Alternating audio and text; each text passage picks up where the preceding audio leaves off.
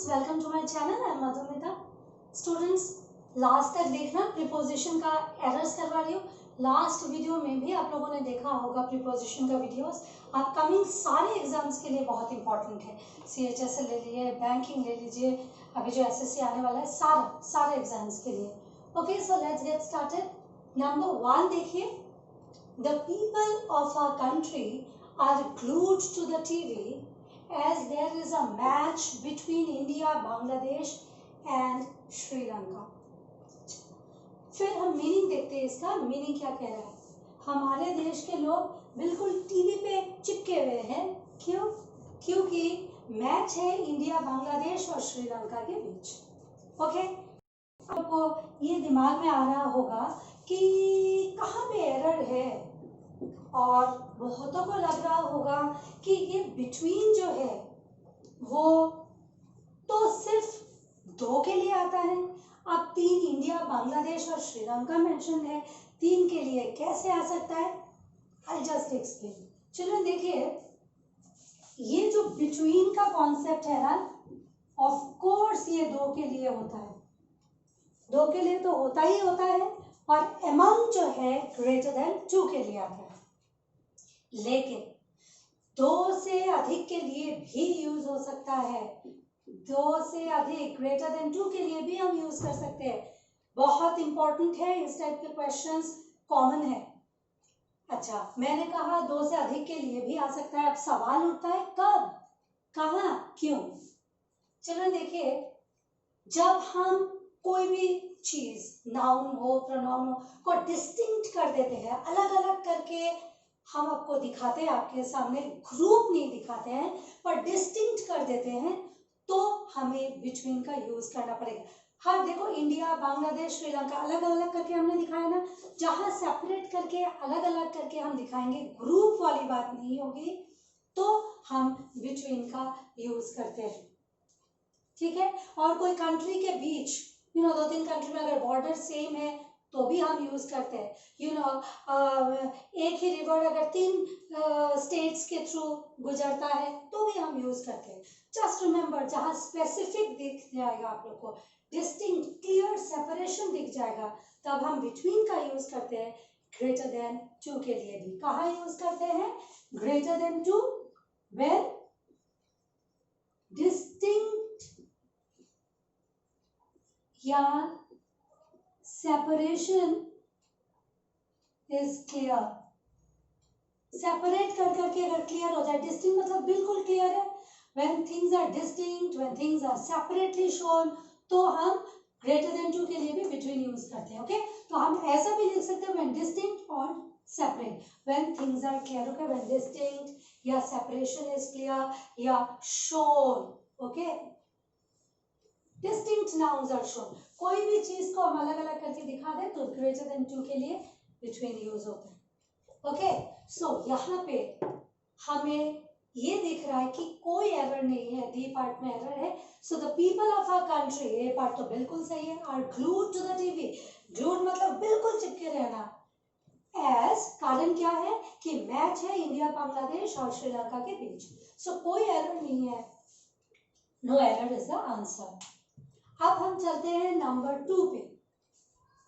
The mountaineers embarked at their journey with a lot of hope and positivity. अच्छा, इसका meaning पहले बता देती हूँ. Mountaineers embark करना मतलब स्टार्ट करना. ओके, उन्होंने स्टार्ट किया उनका जर्नी बहुत आशा के साथ, बहुत पॉजिटिविटी के साथ.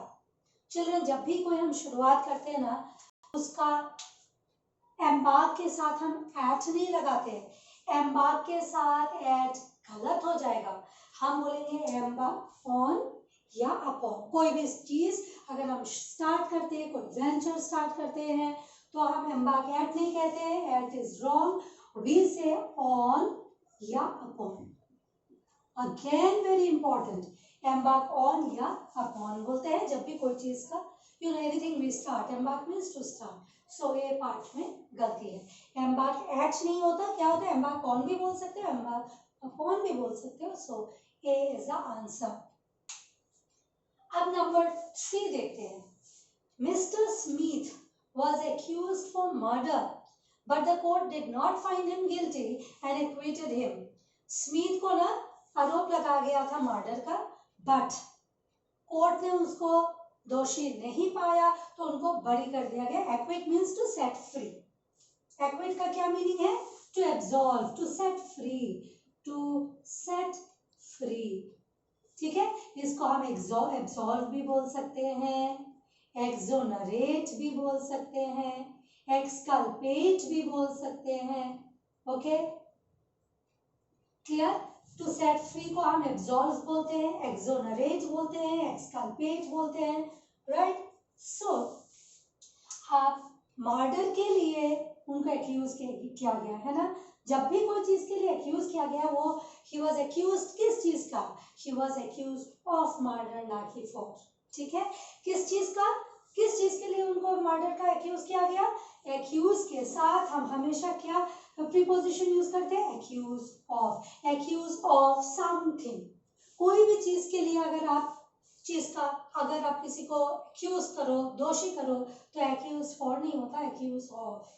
यहाँ पे फॉर है, गलत है, ए पार्ट में एरर है. Fine, let's go to number 4. He accepted the car from his friend. उसने उसके फ्रेंड से कार एक्सेप्ट किया in lieu for his claim of ₹2500. 2500 के बदले उन्होंने क्या किया? कार ले लिया उनके फ्रेंड से. अब चिल्ड्रन, के बदले के लिए हम ल्यू फॉर नहीं बोलते, इन lieu for, in lieu of होता है. क्या होता है? In lieu of. Okay, in lieu of, ना कि इन ल्यू फॉर.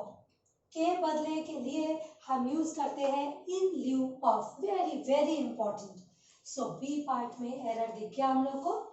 तो किसी चीज के बदले को हम क्या कहते हैं? किसी चीज के बदले इन ल्यू ऑफ. के बदले ना, in lieu of. Clear? Okay. Up, let's go to number 5. We learn from our experience with him that whatever he does with an eye for the main chance. अच्छा, इसका मतलब पहले हम देख लेते हैं मीनिंग. हमने हमारे एक्सपीरियंस से सीखा है कि वह जो भी करता है ना, उस दृष्टिकोण से करता है. कौन सा दृष्टिकोण? मेन चीज में पहुंचने के दृष्टिकोण से वो काम करता है. अब जब भी उस दृष्टिकोण से करता है तो हम बोलते हैं उस दृष्टिकोण के साथ करता है, तो हम विद एन आई फॉर नहीं कहते हैं, with an I for wrong है, with an I to. Very important. Again आपका अपकमिंग CHSL के लिए भी ये देखना. So he does with an eye for नहीं, with an eye to. Clear है? With an eye to. उसी दृष्टिकोण से. Okay? उसी दृष्टिकोण के साथ वो क्या करता है? He proceeds forward for the main chance, ultimate चीज के लिए. तो कहाँ पे गलती था? C पार्ट में. अब हम नंबर 6 देखेंगे. After the spread of coronavirus, all of us are acquainted of the precautions that must be taken against the virus. पहले मीनिंग समझाती हूँ. कोरोना वायरस के स्प्रेड के बाद हम सभी क्या हो गए? वी आर एक्वेंटेड ऑफ मतलब familiar. Acquainted of means familiar. Acquainted means familiar, जानते हैं, familiar. Acquainted of the precautions नहीं होगा. कोई चीज के साथ हम एक्वेंटेड है तो एक्वेंटेड ऑफ गलत होता है, एक्वेंटेड विथ होता है. क्या होता है? एक्वेंटेड विथ कब होता है? जब हम कोई चीज के साथ एक्वेंटेड है, वाकिफ है, फेमिलियर है, तो एक्वेंटेड के साथ ऑफ नहीं आएगा, एक्वेंटेड विथ आ जाता है. Okay, so acquainted with. तो कहाँ पे एरर है? सी बी पार्ट में एरर है. अब आप नंबर 7 देखेंगे. He was endowed by gifts fitted to win eminence in any field of human activity. ठीक है? Eminence मतलब students, eminence मतलब popularity. Okay? Popularity. Eminence मतलब popularity. अच्छा, ये कहा जाता है कि उसको ना बहुत सारा गिफ्ट दिया गया था. Fitted to win eminence in any field of human activity. वो फिट करेगा कोई भी एक्टिविटी में अगर वो पॉपुलर हो जाए तो। चिल्ड्रन, एंडाउड बाई नहीं होता है, किसी चीज से आप गिफ्टेड हो, आप ब्लेस्ड हो, तो एंडाउड बाई नहीं बोलते हैं, endowed with. Endow means to possess. Clear? So endowed by नहीं, एंडाउड विद। एंडाउ के साथ क्या आएगा? With. Endow means to possess. वो चीज आपके पास है, आप पोजेस करते हो, it belongs to you. So he was endowed by gifts नहीं होता है, he was endowed with gifts. Number 8. His duties were of a kind ill suited for his ardent and daring character. अच्छा, ये भी interesting है। देखते हैं D part, C part, B part, A part. Okay, उसका जो ड्यूटी था ना, वो उसका कैरेक्टर और वो जो इतना एंथुसियास्टिक और साहस वाला कैरेक्टर था ना, उसके साथ सूट नहीं करता था। इल सूटेड मतलब सूट नहीं करना। ठीक है? ओके चिल्ड्रन, डेयरिंग तो आप जानते हो, साहसी, बोल्ड। अब आर्डेंट मतलब एंथुसियास्टिक, बहुत ज्यादा उत्साह जिसमें है, एंथुसियास्टिक। अब his duties were of a kind, उसका ड्यूटीज कैसा था? जो उसका साहस वाला और एंथुसियाज्म वाला कैरेक्टर को बिल्कुल सूट नहीं करता था। इल सूटेड फॉर नहीं बोलते हैं, हम बोलते हैं ill suited to. Ill suited to, ना कि इल सूटेड फॉर। ठीक है? Ill suited to. Now number 9. These days, though we are confined at the four walls of our room, we try to do our duties religiously. समझा देती हूँ। आजकल जबकि हम कन्फाइंड है हमारे रूम के अंदर, चार दीवार के अंदर, फिर भी हम कोशिश करते हैं कि हम अपना ड्यूटी जो है बिल्कुल अच्छा से करें, रिलीजियसली करें, डिलीजेंटली करें। ठीक है? सो ये जो नंबर ए है children, confined means to be limited to. ठीक है? तो कन्फाइंड के बाद एट नहीं आएगा, लिमिटेड टू। कन्फाइंड टू हो जाता है, ना कि at. Confined means limited to, उसी में सीमित रहना। लिमिटेड टू, इसका मीनिंग ही है लिमिटेड टू। सो कन्फाइंड के बाद एट नहीं है, कन्फाइंड के बाद टू है। So A part is wrong. Now we go to the last number, number 10.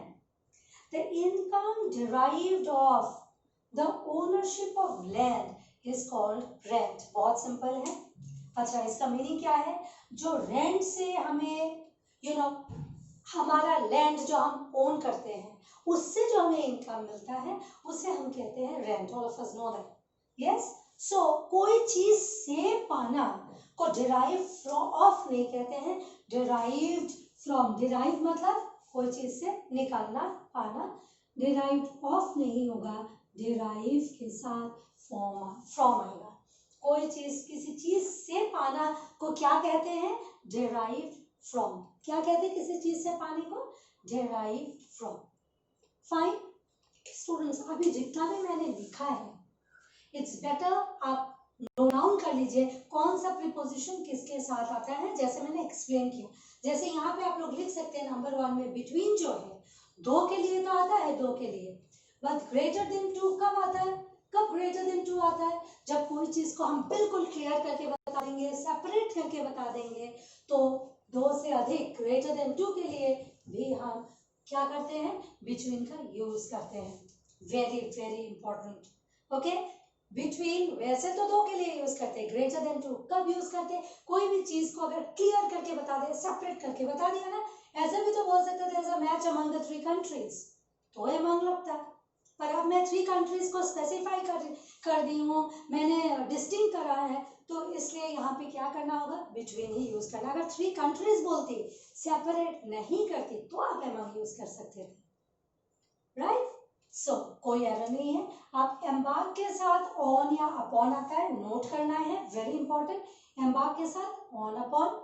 Accused के साथ कोई चीज के लिए अगर आप किसी को कोई चीज का एक्यूजेशन लगता है, कोई चीज का एक्यूजेशन लगता है, तो एक्यूज ऑफ, का, के, फिर मैंने कहा किसी चीज के बदले, का, के लिए तो ऑफ ही लगेगा, यानी कि इन लिeu ऑफ।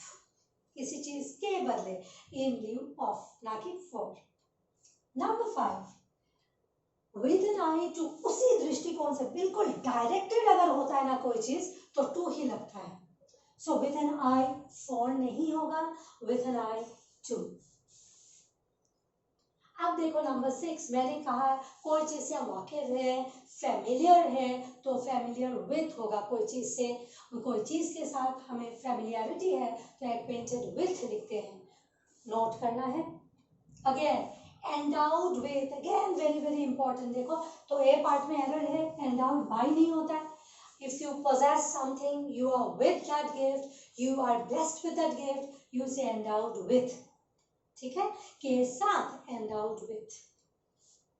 फिर मैंने कहा कि इल सूटेड, कोई डायरेक्टेड चीज के साथ आप सूट नहीं करते. इल सूटेड फॉर नहीं होता है, ill suited to. Ill suited मतलब बिल्कुल सूट नहीं करता, बिल्कुल जचता नहीं है. अब number 9, these days though we are confined, confined मतलब limited to, therefore confined at नहीं होगा, confined to होगा. clear है. then the income derived of नहीं होगा, derived from हो जाएगा. that's it. okay, तो I hope this is easy for you all. तो मैंने क्या बताया कि between दो से अधिक के लिए होता है, हो सकता है, जैसे मैंने आप लोग को एक्सप्लेन किया. एम्बार्क के साथ क्या प्रीपोजिशन फॉलो करेगा, ऑन या अपॉन. फिर मैंने क्या लिखा, एक्यूज, एक्यूज के साथ ऑफ. फिर मैंने यहाँ क्या लिखा, इन ल्यू ऑफ. तो मैं मेन पॉइंट्स को लिख ले रही हूँ so that you can note it down and I will erase it. In lieu of, ठीक है. फिर विथ एन आई टू. फिर मैंने क्या कहा, acquainted with, right. अभी मैं इसको रब करती हूँ and then you know as I write, मैं कभी इधर रहती हूँ, जब इधर वाला मैं एक्सप्लेन करती हूँ I'll be standing there so that you can take screenshot as well.